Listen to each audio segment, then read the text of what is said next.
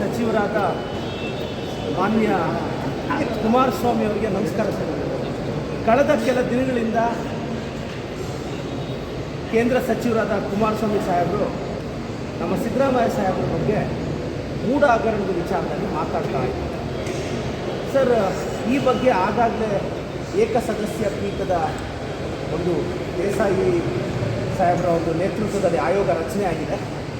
ಆದರೆ ಇದಕ್ಕಿಂತ ಮುಂಚೆ ಕುಮಾರಸ್ವಾಮಿ ಅವರೇ, ಇವತ್ತು ನೀವು ಕೋಯಲೇಷನ್ ಆಗಿದ್ದೀರಲ್ಲ BJP ಜೊತೆ, ಯಡಿಯೂರಪ್ಪ ಸಾಹೇಬರು 17ನೇ ತಾರೀಕು ಮಾರ್ಚ್ 2011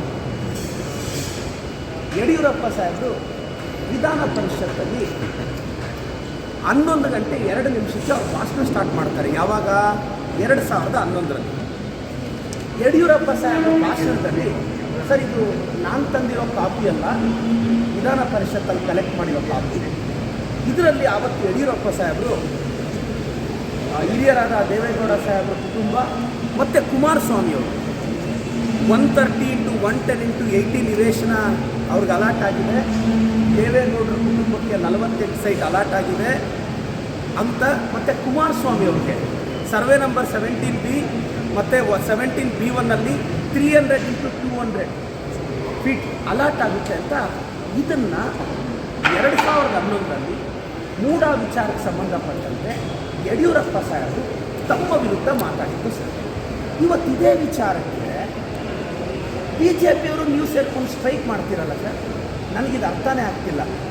ಕುಮಾರಸ್ವಾಮಿಯವರೇ, ಸಿದ್ದರಾಮಯ್ಯ ಸಾಹೇಬರು ಅಹಿಂದ ಸಮುದಾಯದ ಅತಿ ದೊಡ್ಡ ನಾಯಕ, ಅವ್ರನ್ನೂ ನಿಮ್ಮ ಕೈಯಲ್ಲಿ ಸಹಿಸೋಕ್ಕಾಗ್ತಿಲ್ಲ. ಹೋಗಲಿ, ಪ್ರಧಾನಮಂತ್ರಿಗಳ ಮಗ ಮುಖ್ಯಮಂತ್ರಿ ಆಗೋದು ಗ್ರೇಟ್ ಅಲ್ಲ ಕುಮಾರಸ್ವಾಮಿ ಅವರೇ, ಆದರೆ ಕನಕಪುರದ ಒಬ್ಬ ರೈತನ ಮಗ ಈ ರಾಜ್ಯದ ಉಪಮುಖ್ಯಮಂತ್ರಿ ಆಗೋದು ನೀವು ಅಂದ್ಕೊಂಡಷ್ಟು ಸುಲಭ ಅಂತೂ ಅಲ್ಲ. ಬಸ್ಸಲ್ಲಿ MLAಗಳು ಕರ್ಕೊಂಡೋಗಿ ರಾತ್ರೋರಾತ್ರಿ ಪದವಿ ತಗೊಂಡಷ್ಟು ಸುಲಭನೂ ಅಲ್ಲ. ಇವತ್ತು ಅಹಿಂದ ಸಮುದಾಯದ ನಾಯಕನನ್ನೂ ನೀವು ಸಹಿಸ್ತಾ ಇಲ್ಲ.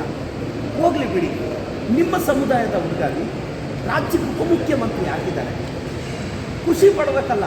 ನೀವು ಅವ್ರನ್ನೂ ಸಹಿಸ್ತಾ ಇಲ್ಲ. ಬೇರೆ ಸಮುದಾಯದವರು ಬೆಳೆಯೋದು ನಿಮ್ಗೆ ಇಷ್ಟ ಇಲ್ಲ, ನಿಮ್ಮ ಸಮುದಾಯದವರು ಬೆಳೆಯೋದು ಇಷ್ಟ ಇಲ್ಲ. ಮತ್ತು ಇನ್ನು ಯಾರನ್ನು ಬೆಳೆಸಬೇಕು ಅಂತಿದ್ದೀರಾ ಕುಮಾರಸ್ವಾಮಿ ಅವರೇ? ಮೂಢ ಹಗರಣದ ಬಗ್ಗೆ ತಾವೇನು ಪ್ರಸ್ತಾಪ ಮಾಡ್ತಿದ್ದೀರಾ, ದಯವಿಟ್ಟು ಇದ್ರ ಬಗ್ಗೆನೂ ಜುಡಿಷಿಯಲ್ ಎನ್ಕ್ವೈರಿ ಕೊಡಿ, CBI ಕೊಡಿ ಅನ್ನೋ ಕೇಳೋ ತಾಕತ್ತು ಕುಮಾರಸ್ವಾಮಿ ಅವರೇ ತಮಗಿದೆಯಾ ಅನ್ನೋದು ನನ್ನ ಪ್ರಶ್ನೆ ಸರ್. ಇದು ನಾನೆಲ್ಲ ಪತ್ರಕರ್ತರಿಗೂ ಒಂದು ಕಾಪಿ ಕೊಡ್ತೀನಿ. 17 ಮಾರ್ಚ್ 2011 ಬೆಳಗ್ಗೆ 11 ಗಂಟೆಗೆ ಯಡಿಯೂರಪ್ಪ ಸಾಹೇಬರು ವಿಧಾನ ಪರಿಷತ್ತಲ್ಲಿ, ಆವತ್ತು DH ಶಂಕರಮೂರ್ತಿಯವರು ವಿಧಾನ ಪರಿಷತ್ನ ಪೀಠದಲ್ಲಿ ಉಪಸ್ಥಿತರಿರ್ತಾರೆ, ಅವ್ರ ಮುಂದೆ ಮಾತಾಡಿದ ಮಾತುಗಳು. ನಾನು ಇದರಿಂದ ದಯವಿಟ್ಟು ಈ ದಾಖಲೆ ಮಾಧ್ಯಮದವ್ರಿಗೂ ಕೊಡ್ತೀನಿ. ಕುಮಾರಸ್ವಾಮಿ ಸಾಹೇಬ್ರಿಗೆ ನನ್ನ ಮೇಲೆ ಪ್ರೀತಿ ಜಾಸ್ತಿ ಮತ್ತು ಸುಳ್ಳು ಆರೋಪ ಮಾಡಿದ್ರು ಅಂತಾರೆ, ಅದಕ್ಕೆ ತಮ್ಮ ರೆಫರೆನ್ಸ್ಗೆ ಎಲ್ರಿಗೂ ಒಂದು ಕಾಪಿ ಕೊಡ್ತಾ ಇದ್ದೀನಿ.